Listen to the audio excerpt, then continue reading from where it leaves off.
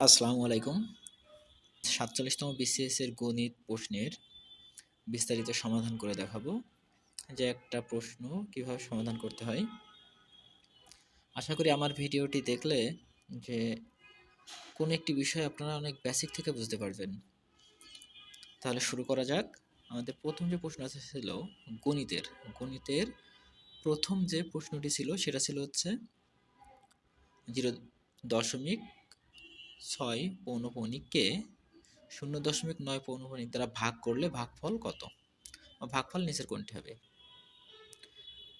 এখন যদি 0.6 হয় পৌনঃপুনিক, আমাদের এটা হবে হচ্ছে এটা সমান লেখা যায় যার উপরে পৌনঃপুনিক থাকবে সেটা ভাগ 9। এখন এখানে কি করতে হবে? পৌনঃপুনিকের আগে যেগুলোর উপরে পৌনঃপুনিক নাই তাদেরকে এখান থেকে বিয়োগ করতে হবে। তাহলে আমরা দেখছি যে এখানে পৌনঃপুনিক নাই 0, সেজন্য 0টাই বিয়োগ করলাম। এবং এর মধ্যে যেই সংখ্যাগুলোর উপর পৌনঃপুনিক থাকবে না 9 এর পরে সেই সংখ্যাগুলো বসাতে হবে। তাহলে আমরা দেখলাম শুধুমাত্র 6 এর উপরে কিন্তু পৌনঃপুনিক আছে, তাছাড়া আর কোনো সংখ্যা নাই এখানে, সেই জন্য এখানে 9 হবে। তাহলে এটাকে আমরা কত লিখতে পারি? 6/9। আবার 0.9 এর পৌনঃপুনিক আছে, তাহলে এটা কত লেখা যাবে? 9 ভাগ, যেহেতু একটা সংখ্যার উপরে পৌনঃপুনিক সেই জন্য 9, এবং 0-এর উপরে পৌনঃপুনিক নাই সেই জন্য কী হবে? বিয়োগ 0। যদি দশমিকের পরে আরও সংখ্যা থাকতো এবং সেইগুলোর উপরে আরও পৌনঃপুনিক থাকতো, দুইটা সংখ্যা আছে, দুইটার উপরে পৌনঃপুনিক, তখন আমরা এখানে নিচে দুইটা 9 দিতাম বা দুইটা 9 দিতাম। এবং দেখা যায় দশমিকের পরে 9 পৌনঃপুনিক, তারপর 6 আছে, কিন্তু 6-এর উপরে কোনো পৌনঃপুনিক নাই, তখন আমরা সেই 6টা এইখানে দিতাম, এইখানে 0টা দিয়ে দিতাম। ওকে, তাহলে এটা কত লেখা যায়? 9/9। এখন আমরা কিন্তু দুটা মান বের করে নিলাম। তাহলে আমাদের প্রশ্নটা কি বলছিল? প্রশ্নটা বলছিল 0.6 পৌনঃপুনিক ভাগ 0.9 পৌনঃপুনিক। এটাকে যদি আমরা ভাগ করি, এখন আমরা যে মানটা বসিয়ে দেবো, আমাদের মান কত? এটাকে আমরা লিখতে পারি 6/9, 9/9। তাহলে আমরা দেখি যে এটা আর এটা কিন্তু কাটা যায়, কাটা গেলে এখানে কি থাকে? 6/9। এটাই কিন্তু আমাদের উত্তর। 6/9ই কিন্তু আমাদের উত্তর। কিন্তু আমাদের সমাধানে কি ছিল? আমাদের যে অপশনগুলো ছিল, অপশনে ছিল হচ্ছে কতে 0.6 পৌনঃপুনিক, খ 0.9 পৌনঃপুনিক, গ 0.23 পৌনঃপুনিক, ঘ 0.3 পৌনঃপুনিক। এটা কিন্তু ছিল। তাহলে আমাদের উত্তর কিন্তু এটা বের হয়েছে। এখন এই উত্তরটা তো আমাদের মধ্যে নাই, তাহলে আমরা কাকে দাগাবো বা কোনটা কারেক্ট করব? আমাদের এই জায়গাটাতে আবার আসতে হবে। আমরা দেখছিলাম যে 0.6 পৌনঃপুনিক থাকলে আমরা 6-0/9 দিতে পারি। তাহলে এটাতে কি আসে? 6/9। তার মানে কি 6/9, 6/9 এটা সমানই লেখা যায় কি 0.6 পৌনঃপুনিক। তাহলে এটা সমান আমরা আবার লিখতে পারি 0.6 পৌনঃপুনিক। তার মানে আমাদের রাইট অ্যান্সার হবে কোনটা? 0.6 পৌনঃপুনিক। এখানে আরেকটা অঙ্ক ছিল যে 100 টাকা 10% হারে 5 বছরের জন্য বিনিয়োগ করা হলে সরল ও চক্রবৃদ্ধি মুনাফার পার্থক্য কত? হ্যাঁ, তাহলে এটা আমরা নির্ণয় করব। এটা নির্ণয় করার জন্য আমাদের প্রথমে সরল মুনাফা বের করতে হবে। আমরা কিন্তু সরল মুনাফা জানি, I সমান PRN। ওকে, এখন আমরা মান বসাবো। পি এর মান হচ্ছে আসল মানে 100 টাকা, আর এর মান হলো 10%, তার মানে 10/100, এবং এন এর মান হলো 5 বছর। এখন আমরা যদি দেখি এটা আর এটা কাটা গেল, আমাদের কত থাকলো? থাকলো হচ্ছে 50 টাকা। তার মানে 100 টাকায় 5 বছরের 10% হারে যদি আমরা বিনিয়োগ করি, তবে আমাদের সরল মুনাফা হবে 50 টাকা। এখন আমরা চক্রবৃদ্ধি মুনাফা বের করব। তাহলে অতএব চক্রবৃদ্ধি মুনাফা, চক্রবৃদ্ধি মুনাফা আমরা সূত্র জানি কি পি ইন্টু 1 প্লাস আর, তার পাওয়ার এন এবং বিয়োগ পি। এটা কিন্তু চক্রবৃদ্ধি মুনাফার পার্থক্য। তাহলে এখন আমরা মান বসাই। এখানে মান আছে 100, 1 প্লাস আর এর মান কত? 10/100, যেহেতু 10%, পাওয়ার হচ্ছে 5 মাইনাস পি এর মান 100। এখন আমরা যদি এখানে লসাগু করি তাহলে হবে কত? উপরে 100 কে 100, তার সাথে 10 যোগ হলো 110 ভাগ 100 পাওয়ার 5 বিয়োগ 100। এখন আমরা দেখি এই যে 110কে যদি 100 দ্বারা ভাগ করা হয় তাহলে কত থাকে। 110কে যদি 100 দ্বারা ভাগ করি তাহলে এটা আমাদের হবে হচ্ছে, যেহেতু 100 মানে কত, একের পরে দুইটা শূন্য আছে, তাহলে এখানে ঠিক একের পর পয়েন্ট হবে যাতে দুই ঘর থাকে, তখন আমাদের কত হবে, এটা 1.10। ওকে, পাওয়ার 5 মাইনাস 100। এখন 1.10 এটাকে যদি আমরা গুণ করি, 1.10কে যদি গুণ করা হয় তখন কত পাওয়া যাবে, 1.10 এটাকে 5 বার গুণ করতে হবে, তার মানে 1.10 তার দরকার নেই, 1.11 এটাকে যদি আমরা 5 বার গুণ করি তাহলে হবে হচ্ছে 1.61051 যদি এটা 5 বার গুণ করি, এবং মাইনাস 100। এখন আমরা কি করবো, এর সাথে এটা গুণ করে দিই, যদি এর সাথে এটা গুণ করি তাহলে হবে হচ্ছে 161 পয়েন্ট, যেহেতু 100 দ্বারা গুণ করছি, 100 দ্বারা গুণ করলে আমার এইখানে যে 100 পরে 100-র সাথে কি আছে, দুইটা শূন্য আছে, তাহলে এই পয়েন্টটা, এই যে পয়েন্টটা আছে, পয়েন্টটা দুই ঘর এদিকে সরে যায়, তাহলে দুই ঘর সরে গেলে 161.051 100। এখন 161.051 থেকে যদি 100 বিয়োগ করি তাহলে থাকে 61.051। এই যে এটা যেটা বের হলো এটা কিন্তু আমার চক্রবৃদ্ধি মুনাফা, এবং 50 যেটা বের হয়েছিল এটা কিন্তু আমার সরল মুনাফা। কিন্তু আমাদের কি চেয়েছিল, উত্তরে চেয়েছিল যে দুই মুনাফার পার্থক্য কত, তাহলে এখন আমরা পার্থক্য করতে হলে বিয়োগ করব, অতএব পার্থক্য 61.05 মাইনাস 50, তাহলে পার্থক্য কত হবে, এখান থেকে যদি আমরা বিয়োগ করি কত হয়, 1.1051। এটাই কিন্তু আমাদের এই অঙ্কটার উত্তর ছিল। এখানে পরবর্তী অঙ্কটি ছিল কিন্তু, যদি কোনো বর্গক্ষেত্রের প্রত্যেক বাহুর পরিমাণ 10% বৃদ্ধি করা হয় তবে তার ক্ষেত্রফল শতকরা কত বৃদ্ধি পাবে। হ্যাঁ, আমাদের এমন প্রশ্নের সমাধান করতে হলে আমরা খুব সহজে একটা সূত্র দেখে নেব, সেটা কি, ধরি d1 plus d2 plus d1 গুণ d2 ভাগ 100। এখন কেন প্লাস দিলাম, যদি আমার সবগুলো বৃদ্ধি পায় তাহলে প্লাস, এবং যেটা বৃদ্ধি পাবে সেটা প্লাস, আর যেটা হ্রাস পাবে সেটা মাইনাস। আমাদের এখানে বলা হয়েছে যদি কোনো বর্গক্ষেত্রে প্রত্যেক বাহুর পরিমাণ 10% বৃদ্ধি পায়, তাহলে বর্গক্ষেত্রে প্রত্যেকটা বাহু 10% করে বাড়ানো হয়েছে, সেই জন্য আমরা সবগুলো এখানে প্লাস দিলাম। এখন আমরা একটু মান বসাই দেখি, তাহলে 10 প্লাস 10 প্লাস এখানে কি হবে, 10 গুণ 10 ভাগ 100, তাহলে এটার সাথে এটা কেটে গেল, এটার সাথে এটা কেটে গেল, কি হলো তাহলে এখানে, এখানে হলো 10 আর 10-এ 20 প্লাস এখানে 1 1-এ 1, তাহলে আমাদের উত্তর কত হলো 21। তার মানে কোনো বর্গক্ষেত্রের প্রত্যেক বাহুর পরিমাণ 10% বৃদ্ধি করা হলে তবে তার ক্ষেত্রফল শতকরা 21% বৃদ্ধি পাবে। 8 নম্বর অঙ্কটি ছিল, যদি x সমান √5 প্লাস √3 হয়, যদি x সমান √5 প্লাস √3 হয় তবে দেখাও যে x কিউব প্লাস 8 ভাগ x কিউব এর মান কত। ওকে, এটা আমরা খুব সহজে করতে পারি, অনেক শর্টকাটে করতে পারি, যদি কিছু ট্রিক্স মনে রাখি তাহলে আমরা দেখি যে আমাদের দেওয়া আছে কি, দেওয়া আছে x সমান √5 প্লাস √3। এখন আমাদের 1 ভাগ x এর মান বের করতে হবে। হ্যাঁ, তাহলে আমরা একটা বিষয় জানি যে এখানে যেটা থাকবে এটা কিন্তু একটা প্রমাণ আছে, 1 ভাগ x, 1 ভাগ x হচ্ছে এইখানে যা আছে তার ভিতরে চিহ্নটা পরিবর্তন হয়ে যাবে, √5 মাইনাস √3, এটাই কিন্তু 1 বাই x এর মান। তবে এখানে একটা কথা আছে, যদি রুটের মধ্যে যারা থাকবে তাদের পার্থক্য যদি 1 হয় তাহলে 1 ভাগ x এর মান হবে √3 মাইনাস √2।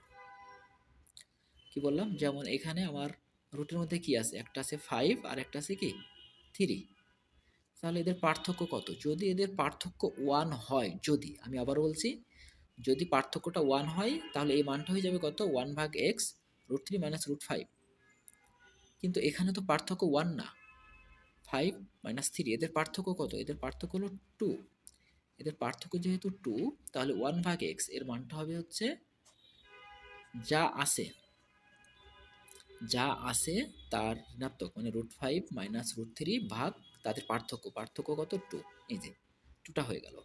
এখন আমরা এখানে 1/x রাখবো না, 2টা যেহেতু ভাগ অবস্থায় আছে এই সাইডে এসে গুণ হবে, তাহলে 2টা 1 এর সাথে গুণ হয়ে গেল কত 2/x, এখানে কত থাকলো √5 মাইনাস √3। ওকে, এখন আসি আমাদের মূল অঙ্কটাতে। আমাদের মূল অঙ্কটা কি ছিল, এই যে x³ প্লাস 8/x³ এর মান কত। এখন আমরা এটা দেখব যে কি আছে আমাদের, x³ প্লাস 8/x³, এটাকে কিন্তু আমরা ভাঙতে পারি। ভাঙলে কি হবে, আচ্ছা এখানে আমরা এই মানটা বের করে নিতে পারি, মানটা পরে বের করি, সমস্যা নেই। x³ প্লাস 8/x³, যদি এটাকে ভাঙি তাহলে x³ প্লাস এই যে 8কে ভাঙা যায় কি 2/x তার উপরে কিউব, এই যে এখন a কিউব প্লাস b কিউবের সূত্র পড়বে, a কিউব প্লাস b কিউবের সূত্র কি, a plus b whole cube minus 3a b into a plus b। Okay, এটা কিন্তু আমাদের a কিউব প্লাস b কিউবের সূত্র। এখন আমরা এখানে আসি, x প্লাস 2/x এর মান কত। এখন আমরা এটা দেখি যে x, আমাদের x এখানে দেওয়া আছে, কত দেওয়া আছে, x প্লাস 2/x এর মানটা আমরা বসাবো।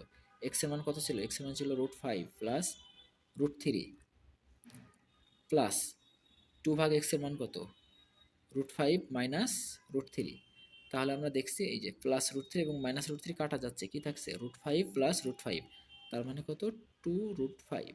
তাহলে কি দেখতে পেলাম যে x plus 2/x, x plus 2/x এর মান কত 2√3। তাহলে এখানে আমরা বসিয়ে দিতে পারি কত 2√5 তার কিউব, এক্সটা কাটা যায়, তাহলে 3 দুগুণে 6, এর মানটা কত থাকে 2√5। এখন দেখি আমরা যদি কিউব করি, আমাদের এখানে কি আছে কিউব, কিউব মানে কি এটা 3 বার, তাহলে 2√5 মাইনাস 6 দুগুণে 12√5। ওকে, এখন যদি কি 2 দুগুণে 4, 4 দুগুণে 8, 8 এবং 2টা 5 মিলে একটা 5, তাহলে 8 আর 5 মিলে কত হলো 5 8 এ 40√5। আর এখানে কত আছে মাইনাস 6 দুগুণে 12√5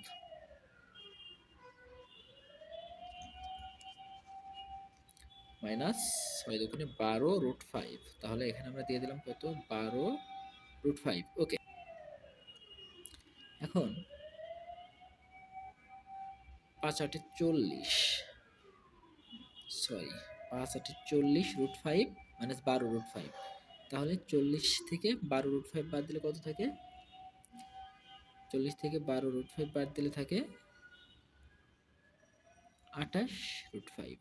এটাই কিন্তু আমাদের অ্যান্সার। আমাদের 5 নম্বর অঙ্কটি ছিল হচ্ছে modulus x minus 5 less than 2, x belongs to integer number, অসমতাটির সমাধান সেট কোনটি। তাহলে এটা একটা অসমতা, এই সমতাটির সমাধান সেট আমাদের বের করতে হবে। ওকে, আমরা দেখি আমাদের অঙ্কটি আছে হচ্ছে modulus x minus 5 less than 2। তাহলে আমাদের কিন্তু একটা বেসিক ধারণা এখানে থাকতে হবে যে এই চিহ্নটাকে বলা হয়েছে মডুলাস। তাহলে যদি আমরা মডুলাস উঠাই, তাহলে মডুলাস উঠাতে হলে এদিকে যে থাকে তার ঋণাত্মক চিহ্ন দিতে হয়, এটা উভয় দিকে হবে, তবে এদিকে তার ঋণাত্মক চিহ্ন হবে। তাহলে -2 less than x minus 5 less than 2। ওকে, এটা কিন্তু আমরা মডুলাসটা উঠালাম। এখন আমাদের কি করতে হবে, আমাদের কিন্তু বলেছে এক্স এর মান মানে অসমতাটি সেট করতে, তাহলে এক্স এর মানটা বের করতে হবে। এক্স এর মান বের করতে হলে এইখানে এক্স এর সাথে 5 মাইনাস অবস্থায় আছে, এখন আমাকে কি করতে হবে, উভয় দিকে এক্সকে প্লাস করতে হবে। তাহলে -2 প্লাস 5 লেস দেন x minus 5 plus 5 less than 2 plus 5।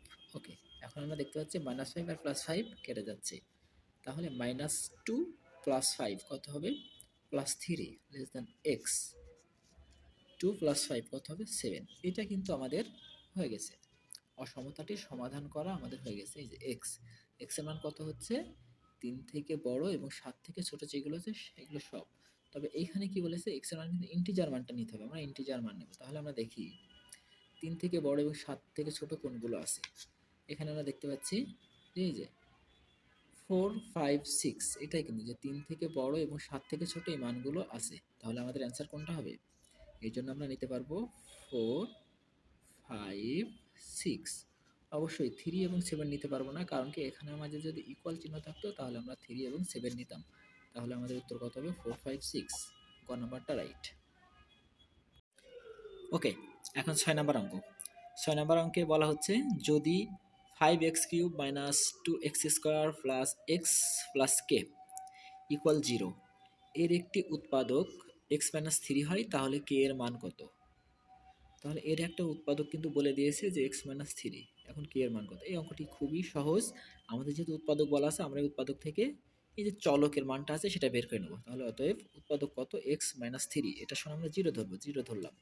ধরার পরে আমরা x সমান কি পেয়ে গেলাম? 3। এখন এই যে x সমান 3 পেলাম, এই 3 এর মানটা আমরা এই সমীকরণটাতে বসিয়ে দেব, দিলে আমরা কে এর মানটা পেয়ে যাব। তাহলে আমরা কি লিখতে পারি? অতএব কি ছিল? 5x³ minus 2x² plus x plus k equal 0। এখানে আমরা এখন কি করব? x এর যে মানটা পেয়েছি সেই মানটা বসিয়ে দেব। 5 3³ মাইনাস 2 ইন্টু 3² প্লাস 3, x এর মান 3 প্লাস কে ইকুয়াল 0। এখন আমরা দেখি তো কত হয়। 5 ইন্টু এটা কত হয়ে যায়? 3-এর উপর স্কোয়ার, 3 3 9, 3 9 27, 27 মাইনাস 3 3 9, 9 দুগুণে 18 প্লাস 3 প্লাস কে ইকুয়াল 0। এখন আমরা যদি দেখি 5 27 কত?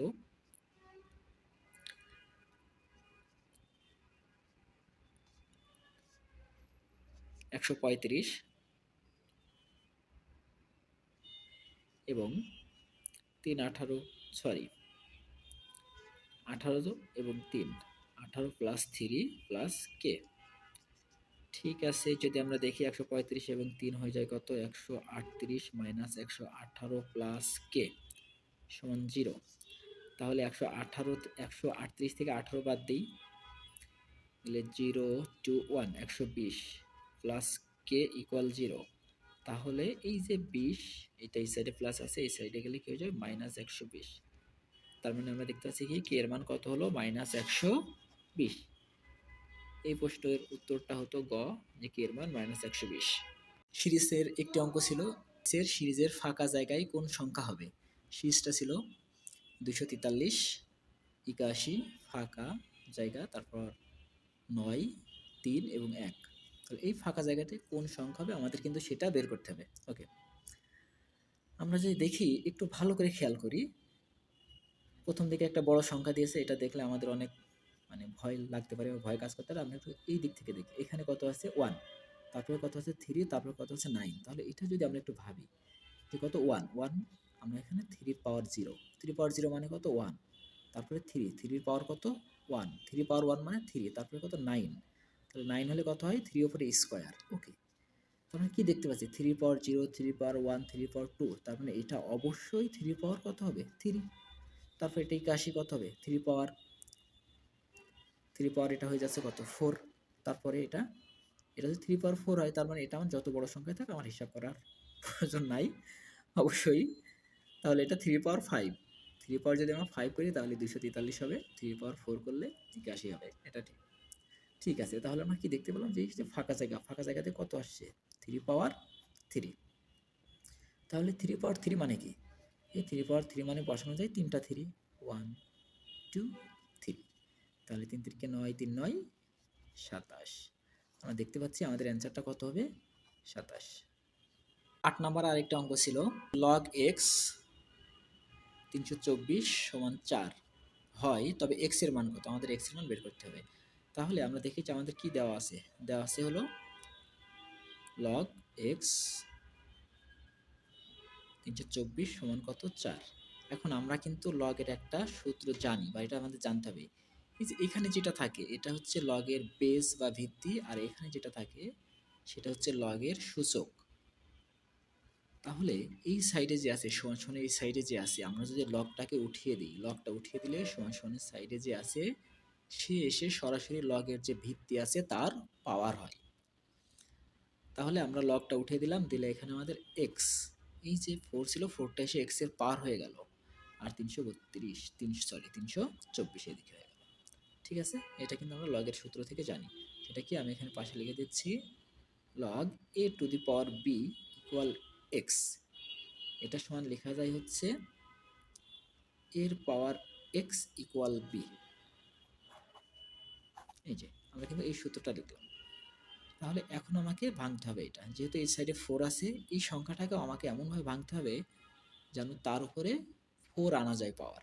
তাহলে এখানে কত আছে 324, আমরা যদি 324কে ভাঙি তাহলে কত হবে 3 পাওয়ার 4। ওকে, 3 পাওয়ার 4 করলে কত হয়, একটা দুইটা তিনটা চারটা। আচ্ছা আমরা এখানে কেন করছি, আগের অঙ্কটা দেখলেই তো হয়ে যায়। এই যে 3 পাওয়ার 4 মানে কত 81, তার মানে এখানে ছিল 324 হয়ে গেল 81। এখন আমাকে 324 করতে হবে। তাহলে 81-র সাথে যদি আমরা 4 গুণ করি তাহলে 324 হয়। তার মানে এখন আমাকে 4 আনতে হবে, কিন্তু আমি তো 4কে আর পাওয়ার 4 করতে পারি না। 4কে যদি ভাঙি তাহলে কত হবে, √2, তার পাওয়ার কিন্তু আমরা 4 করতে পারি। তাহলে এখানে আমরা কি করব, √2 তার পাওয়ার হলো 4। ওকে, এখন আমাদের কাজ কি হবে, যদি আমরা দেখি 324টাকে কিন্তু আমরা এভাবে ভেঙে নিলাম। তাহলে এক্স পাওয়ার 4 এটাকে এমন লেখা যায় 3√2 তার পাওয়ার 4। এখন এখানেও আছে পাওয়ার 4, এখানেও আছে পাওয়ার 4, তাহলে এক্স সমান কত হলো 3√2। তার মানে আমাদের এটা অ্যান্সার কত হবে 3√2। অপশনগুলোতে ছিল ক নম্বরে 3√2, খ নম্বরে ছিল 4√2, গ নম্বরে ছিল 5√2, খ নম্বরে ছিল শুধুমাত্র √2। তাহলে আমাদের রাইট অ্যান্সার হচ্ছে 3√2। এখানে 9 নম্বরে একটা অঙ্ক ছিল, এটাও ধারার একটি অঙ্ক। কি বলছে যে একটি গুণোত্তর ধারার প্রথম ও দ্বিতীয় পদ যথাক্রমে 27 ও 9, তাহলে ধারাটির দশম পদ কত। তাহলে আমাদের প্রথম ও দ্বিতীয় পদ দেওয়া আছে, প্রথম পদ দেওয়া আছে 27 এবং দ্বিতীয় পদ দেওয়া আছে 9, আমাদের দশম পদটা বের করতে হবে। আমরা দেখি আমাদের এ মানে প্রথম পদ এ, এটা দেওয়া আছে কত 27, এবং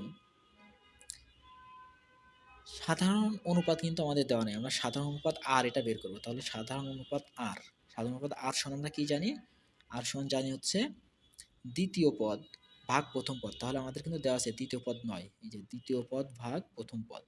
তাহলে আমরা সাধারণ অনুপাত পেলাম কত, 3 দিয়ে কাটলে 3 9 27, 3 9 27, তাহলে হলো কত 1/3। এটা দ্বারা এটা কাটলাম, 9 কে 9 3, তাহলে 1/3 এটা সাধারণ অনুপাত। এখন আমাদের কি চেয়েছে যে দশম পদ কত, তাহলে আমরা কিন্তু জানি দশম পদ n তম পদের সূত্র কি, n তম পদের সূত্র হচ্ছে a r পাওয়ার n-1। এটা কিন্তু আমাদের গুণোত্তর ধারার n তম পদের সূত্র। তাহলে এখানে আমরা এর মান কত, এর মান হলো 27, আর এর মান কত, আর এর মান হলো 1/3, এবং তার উপরে পাওয়ার ছিল কত n-1। n এর মান কত, n এর মান হচ্ছে আমাদের যততম পদ বের করতে বললে তত, আমাদের কিন্তু বের করতে বলেছে দশম পদ। তাহলে n এর মান 10 - 1। ঠিক আছে, এটা যদি আমরা করি তাহলে 27 × 1/3, তাহলে এটা কত হয়ে গেল 9 হয়ে গেল।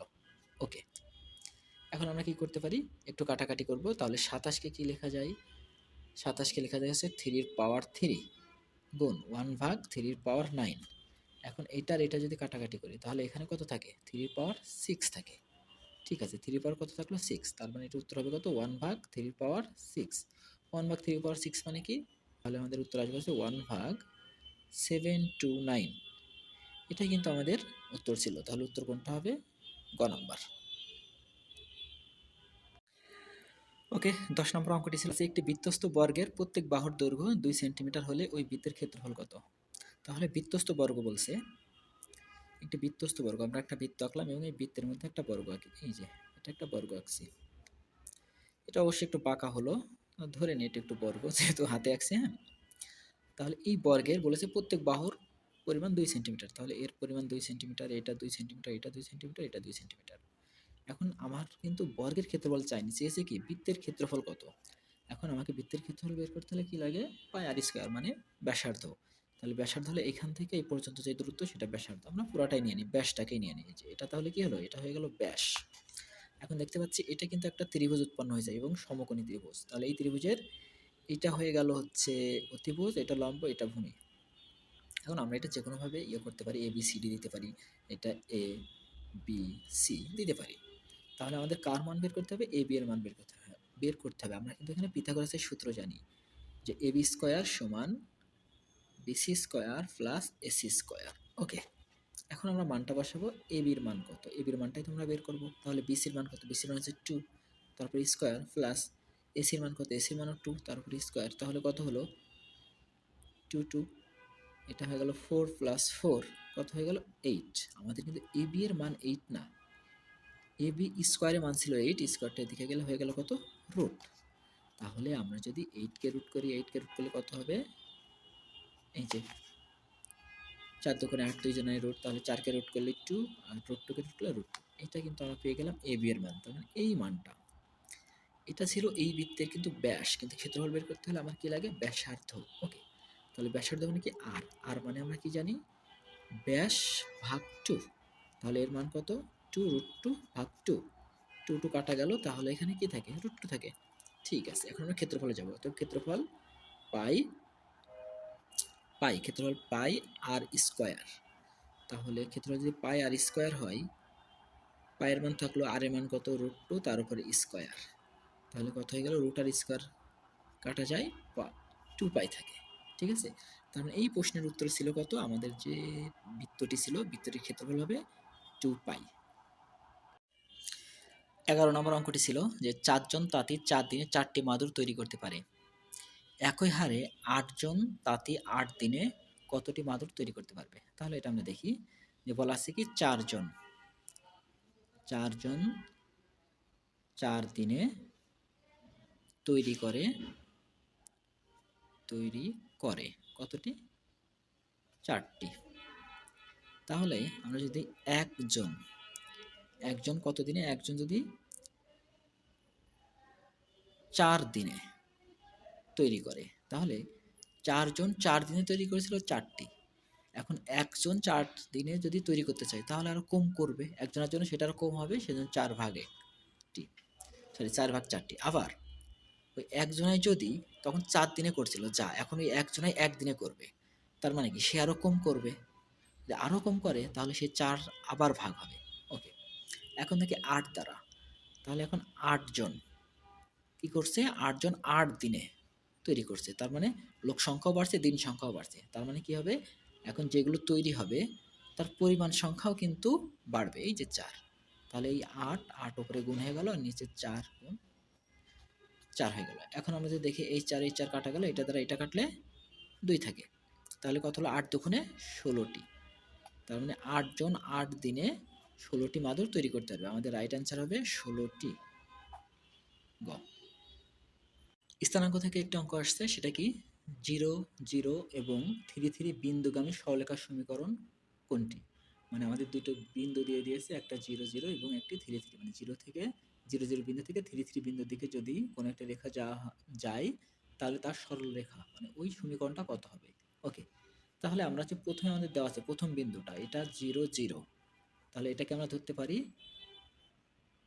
এটাকে ধরি x1 আর এটাকে ধরি y1, এবং আরেকটা আমাদের কি দেওয়া আছে 3 3, এটাকে আমরা ধরি x2 আর একটা y2। ঠিক আছে, এটা কিন্তু আমরা ধরে নিলাম। এখন বিন্দুগামী সরলরেখার সমীকরণ, আমরা বিন্দুগামী সরলরেখার সমীকরণটা দেখব, x মাইনাস x1 ভাগ x1 মাইনাস x2 সমান y মাইনাস y1 ভাগ y1 মাইনাস y2। এটা কিন্তু কোনো বিন্দুগামী সরলরেখার সমীকরণ। ঠিক আছে, তাহলে এখন আমরা এখানে মান বসিয়ে দেব। যদি মান বসাই x, আচ্ছা মানটা এখানে বসাই, কত, x মাইনাস x1, আমরা x থাকলো, x1 এর মান কত, x1 এর মান কিন্তু 0, তাহলে 0 বসিয়ে দিলাম, ভাগ 0 মাইনাস 0, x1 এর মানও 0, সরি 0 মাইনাস x2 এর মান কত 3, তাহলে 3 বসে গেল, সমান y মাইনাস y1, y1 এর মান কত 3, ভাগ, এখন আমরা কি দেখব, নিচে কি আছে y1 মাইনাস y2, তাহলে y1 এর মান 0 আর y2 এর মান 3, তাহলে 0 মাইনাস 3, এই যে।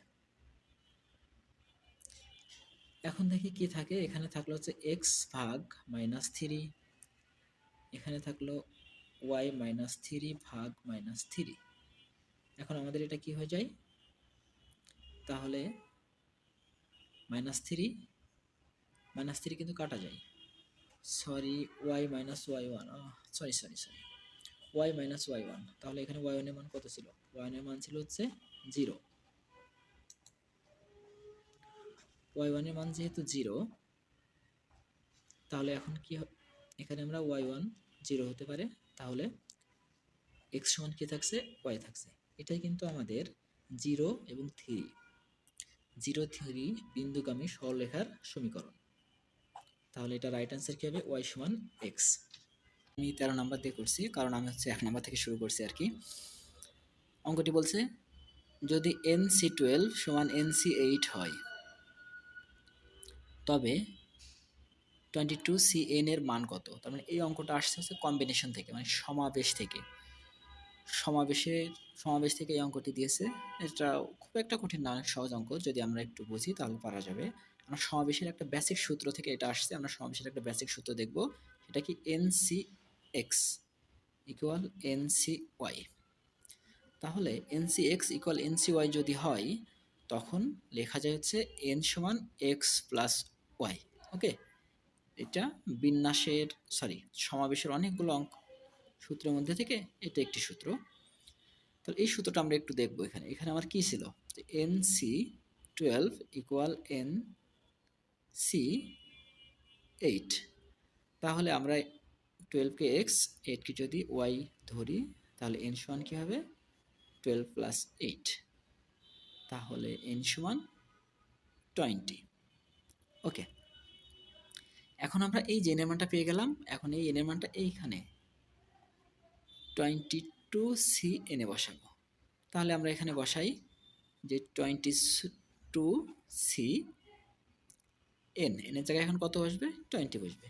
ঠিক আছে, এখন এটার কম্বিনেশনে একটা সূত্র আছে NCR। NCR এর সূত্রটা কি? NCR এটার সূত্র হচ্ছে n ফ্যাক্টোরিয়াল ভাগ r factorial into n minus r factorial. Okay, তাহলে এখানে আমার n এর মান কত আছে? n সমান আছে 22। তাহলে হবে কত? 22 এর ফ্যাক্টোরিয়াল ভাগ r মানে 20 এর ফ্যাক্টোরিয়াল ইন্টু কত? 22 মাইনাস 20 তার ফ্যাক্টোরিয়াল। ঠিক আছে, আমরা এখানে কিন্তু সূত্রটা দেখে দেখে জাস্ট বসালাম। এখন আমরা একটু হিসাবটা করব। কি হয়? 22কে আমরা কি করতে পারি? এক এক করে কমবে। আমরা জানি ফ্যাক্টোরিয়াল মানে কি, সেটা থেকে এক এক করে কমবে। তাহলে 22 গুণ 21 গুণ 20 এর ফ্যাক্টোরিয়াল, এবং এখানে আছে আমার কত? 20 এর ফ্যাক্টোরিয়াল গুণ, এটা 22 থেকে 20 বাদ গেলে কত থাকবে? 2 এর ফ্যাক্টোরিয়াল। তাহলে দেখতে পাচ্ছি যে 20 এর ফ্যাক্টোরিয়াল আর 20 এর ফ্যাক্টোরিয়াল কাটা গেল। যদি আমরা 2কে ফ্যাক্টোরিয়াল করি তাহলে 2 হয়। 2 দ্বারা এটা কাটা গেলে কত থাকে? 2 দ্বারা 22 কাটলে 11 থাকে।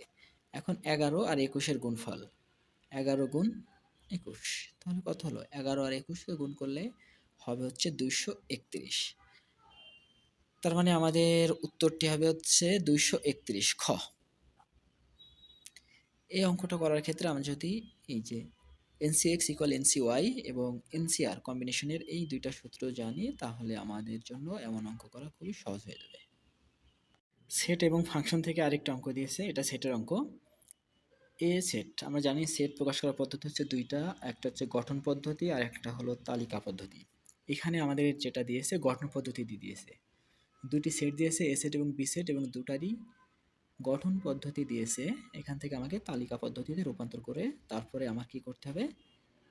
এ ইন্টারসেকশন বি বের করতে হবে। ওকে, তাহলে এন সেটটা কি আছে? এন সেটে বলছে x such that integer number 2 থেকে বড় এবং 6 থেকে ছোট বা 6 এর সমান। বিটা কি বলছে?